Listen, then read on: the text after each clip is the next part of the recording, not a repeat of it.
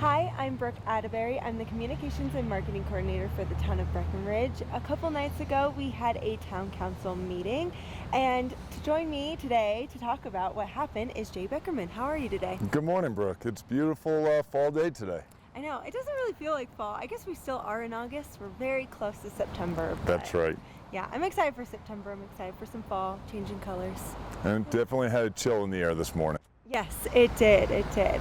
Well, let's just jump right in and let's talk about the BTO. Our tourism office came and gave us a little bit of an update. What can you tell us about that? Well, our tourism office is fantastic. They are cutting edge and leading the state in the research they do and the initiatives they provide.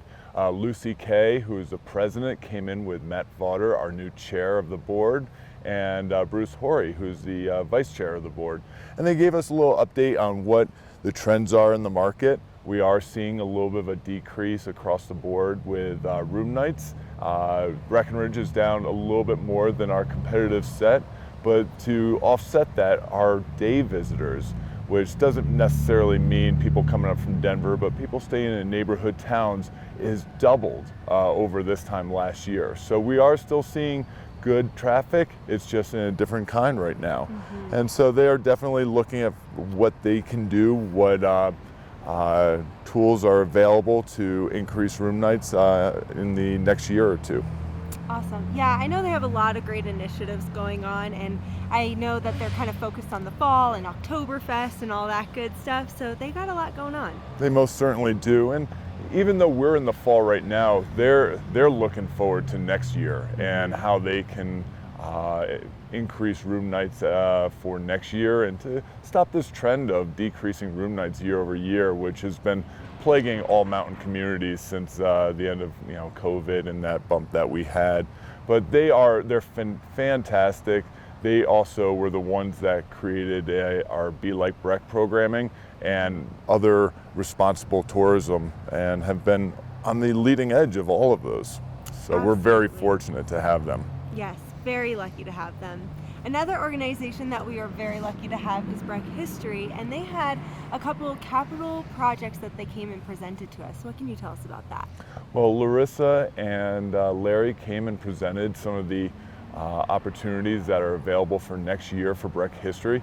Breck History is this amazing organization that really spans the gamut of giving tours of our historic structures and our historic buildings to actually doing rehabilitation and stabilization of some of the structures from 100 to 200 years ago.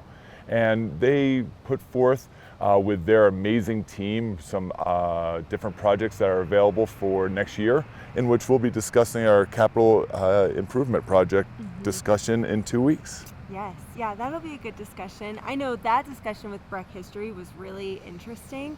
They had a lot of different ideas and different projects that they are excited to work on. They most certainly did. Some of them are really small, like uncovering landscaping from a boat that was used to get miners to the dredge boat and back, all the way up to reconstructing structures that have completely fallen down. So their spectrum is amazing, and they have such a talented team right now that we are in very, very good hands. I would agree with that. Very talented and in very good hands. Lastly, I guess another talented team, we just had a bunch of them the other day, is our housing team. What can you tell us about our Housing Helps?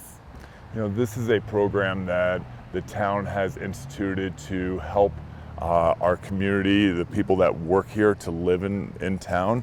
And it has been very, very successful over the last 3 years. And it's been so successful this year that we blew through our budget. And so we decided to allocate more resources, more financial resources to this program. And what this program is that if you are a homeowner or a prospective buyer that needs extra cash from your residence, you can voluntarily deed restrict your home and get a percentage back. And we have 2 different deed restrictions. We have a deed restriction light, which just means that the occupant has to reside in the home, has to work in the town 30 hours a week or more. And then we have the deed restriction heavy, which has that work-live restriction as well as an appreciation cap. and those kind of pay out at different rates. But what it does, it allows us to provide workforce housing without adding density to the valley or building more units. And it's pretty amazing. So we are very, very happy to support it and look forward to seeing the success of that program continue.